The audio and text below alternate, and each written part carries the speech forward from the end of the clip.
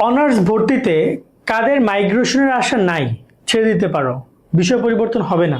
তুমি এখানে ইয়েস অপশনে চাপ দিয়েছো, অর্থাৎ ইয়েস তুমি দিয়েছো, বিষয় পরিবর্তন করতে চাও, কিন্তু তারপর হবে না। আমি একটু বলে দিই, যদি হয় আলহামদুলিল্লাহ, বাট ম্যাক্সিমাম পসিবিলিটি আছে তাদের না হওয়ার।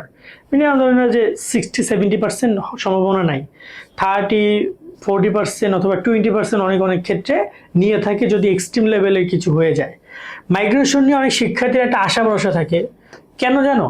কারণ অনেক শিক্ষার্থী তাদের যে পছন্দের যে কলেজ, ধরো যে সে অ্যাপ্লাই করে, সেখানে ধরো যে আবেদন লিস্ট, ওকে, সেখানে একজন শিক্ষার্থী অ্যাপ্লাই করেছে, কোনো কারণে সে হিস্ট্রিতে চান্স পাইছে, বাট তার টার্গেট হচ্ছে জিওলজি, তার টার্গেট হচ্ছে স্ট্যাটিস্টিক্স, কোনো কারণে সে ঢুকাইছে, ওইটা চান্স পেয়েছে, বাট সে পড়তে মোটেও চাচ্ছে না।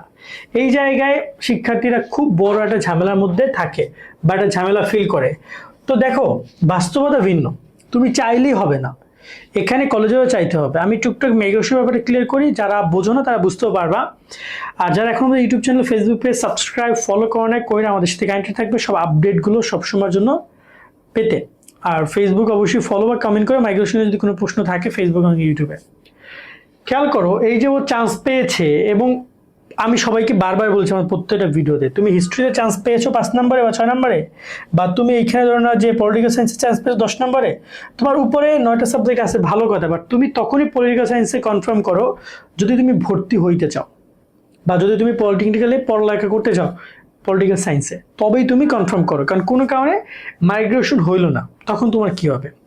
সেকেন্ড যে বিষয়টা আমরা বলতেছি, মাইগ্রেশন কাদের হবে না?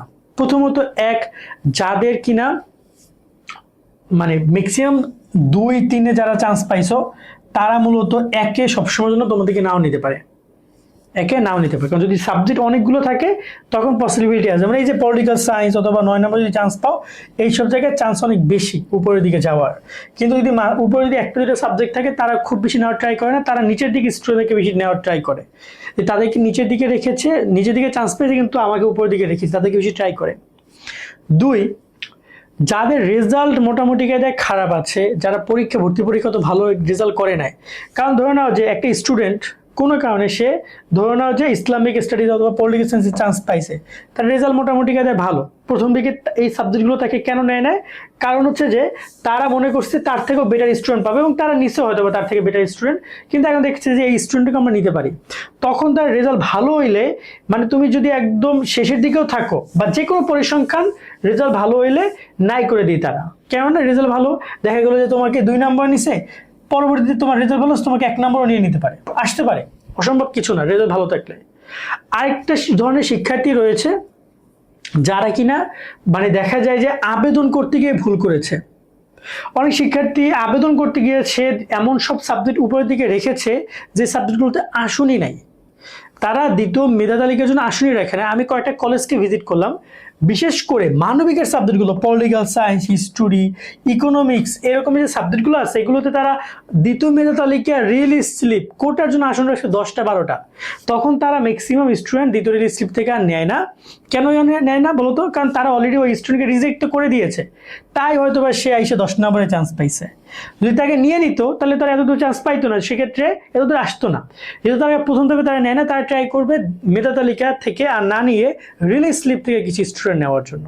এখন এগুলো তোমার হাতে নাই, আমার হাতে নাই, শিক্ষকদের ওরকমভাবে হাতে নাই, এগুলো আসলে তারা একটা চাহিদা দিয়েছে, অনুযায়ী আস্তে আস্তে করে আসবে। ক্লিয়ার? সো তোমরা যারা মাইগ্রেশন নিয়ে খুব বেশি আশা নিয়ে বসে আছো, আমি অবশ্যই বলবো যে আশা তো রাখতেই পারো, কেননা যে কোনো কিছু হইতে পারে, তবে রেজাল্ট ভালো থাকলে আশা রাখার পসিবিলিটি বেশি রাখো যে আসবে। আর যদি দেখে যে রেজাল্ট খারাপ হয়, তাহলে খুব বেশি মন খারাপ করো না, ওই সাবজেক্টই পড়তে হবে তোমাকে। এখন আরেকটা প্রশ্ন অনেকে করতে পারো, ভাই এখন আমি পড়বো না, আমি যে সাবজেক্টে ভর্তি হয়েছি মাইগ্রেশনের নতুন সাবজেক্ট আসার জন্য দিছিলাম, বাট আসে না, এখন আমি পড়বো না, তাহলে কি করব? তাহলে টাকা ব্যাক পাবা না, ভর্তি ক্যান্সেল করতে পারবা, বাট ভর্তি ফি ব্যাক পাবা না। তুমি রিলিজ স্লিপ আবার আবেদন করতে পারো। ভর্তি ফি 6, 7, 10, 15 যাই দাও না কেন, ওটা ব্যাক দিবে না কলেজের, আমি যতটুকু গেস করতেছি।